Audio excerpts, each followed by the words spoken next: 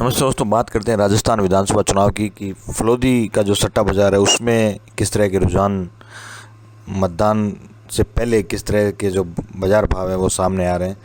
तो हालांकि आपने पहले वीडियोस भी देखे होंगे, खबरों में भी आपने सुना होगा कि पहले जो है कांग्रेस और बीजेपी की जो है एकदम टक्कर आंकी जा रही थी, लेकिन अभी जब से नरेंद्र मोदी का और योगी के जो दौरे हुए हैं राजस्थान में, उसके बाद जो है कांग्रेस के जो भाव हैं वो बदल गए हैं। और सबसे बड़ी बात है कि सट्टा बाज़ार के अकॉर्डिंग अगर बात करें तो करीबन 12 से 15 जो कांग्रेस के जो प्रमुख नेता हैं, जिसमें कुछ मंत्री भी शामिल हैं एग्जिस्टिंग, और कुछ ऐसे नाम भी हैं जो अपना वर्चस्व रखते हैं, जिनका बड़ा कद है, वो लोग भी चुनाव हार रहे हैं। और ऐसे में अब जो कांग्रेस की जो सीटें हैं वो 62 से 65 सीटों का अनुमान फलोदी सट्टा बाज़ार में चल रहा है। और इसका जो बाज़ार भाव जो है 3.5 से करीबन 4 रुपये के आसपास अभी चल रहा है।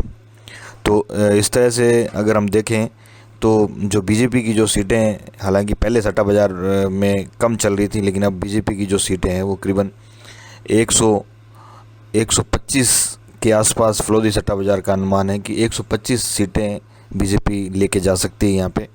और उसका जो भाव है वो 20 से 25 करीबन 30 पैसे के आसपास अभी आ गया है। और सरकार बनाने की जहाँ तक बात करें तो बीजेपी की जो सरकार बनना निश्चित रूप से तय है। हालांकि इस बार जो है जो लोग कांग्रेस और बीजेपी से, बहुत सारे लोग ऐसे हैं जो बागी होकर चुनाव लड़ रहे हैं, उनकी भी इस जो सरकार बनाने में बड़ी भूमिका उनकी हो सकती है। और ऐसे जो बागी जो विधायक जो चुनाव लड़ रहे हैं उनकी संख्या करीबन 30 के आसपास, 25 से 30 के बीच में उनकी सीटें जो है राजस्थान में आ सकती हैं। और सीएम बनने की जहाँ तक बात है, वो भाजपा में अभी जो नंबर 1 पे सट्टा बाज़ार के अकॉर्डिंग जो चल रहा है वो वसुंधरा राजे हैं, जिनका भाव करीबन 1 रुपये के आसपास चल रहा है। और वहीं अगर वसुंधरा राजे को सीएम नहीं बनाया जाता है तो कुछ समीकरण राजस्थान में बदल सकते हैं। इस तरह का अनुमान भी फलोदी सट्टा बाज़ार में सामने आ रहा है। तो और दूसरा ये है कि इसके साथ ही जो सट्टा बाज़ार में जो है राजस्थान के मुख्यमंत्री अशोक गहलोत, वसुंधरा राजे, सचिन पायलट, सतीश पूनिया, राज्यवर्धन सिंह राठौड़, राजेंद्र राठौड़, दिया कुमारी, दिव्या मदेरणा सहित 2-4 नाम और हैं जिनकी स्थिति जो है वो काफ़ी मजबूत है और इनका जीतना लगभग तय माना जा रहा है। तो हालांकि कल तो मतदान है और इसकी जो फाइनल जो परिणाम है वो तो करीबन 3 तारीख को ही सामने आ पाएंगे।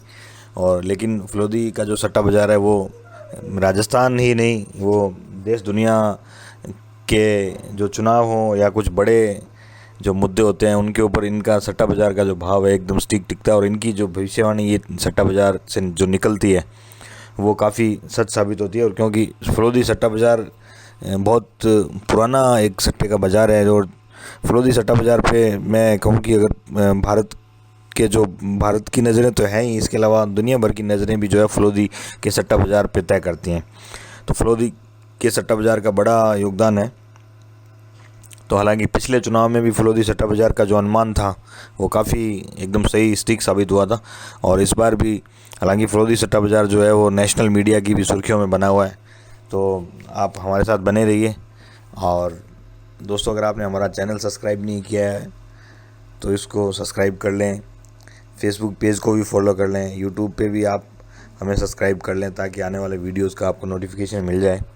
और अंत में मैं आपको कहूँगा कि कल मतदान के दिन आप मतदान अवश्य करें, अपने घरों से निकलें और मतदान बूथ पर जाके, और आप अपनी स्वेच्छा से, बिना किसी के दबाव, बिना किसी भेदभाव के, आप अपने विवेक से काम करते हुए अपना इस लोकतंत्र का जो पर्व है इसको मनाएं और अपनी जो इसमें जो भूमिका आपकी हो सकती है उसमें अपना योगदान दें। Thank you. जय हिंद, जय भारत।